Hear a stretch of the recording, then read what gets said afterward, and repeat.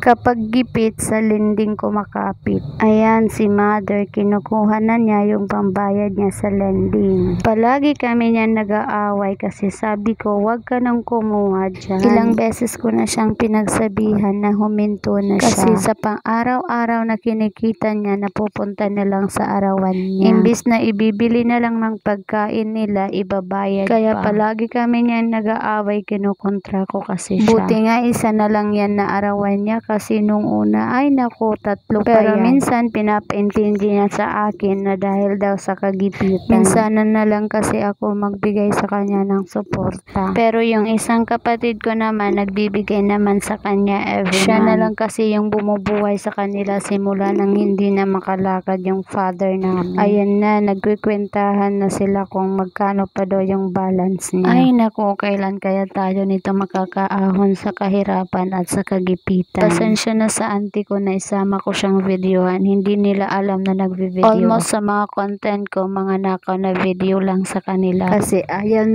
ni mother na binibidyo siya. Ito nga pala yung mga apo niya na mahilig sa lola. Minsan sigaw ng sigaw yan si nanay sa kasasaway sa kanila. Apo is life talaga kay mother. Minsan kapag pagod na siya, sinasabi niya, uwi muna kayo. Tapos hindi pa minuto, pinapabalik na niya. Hehe.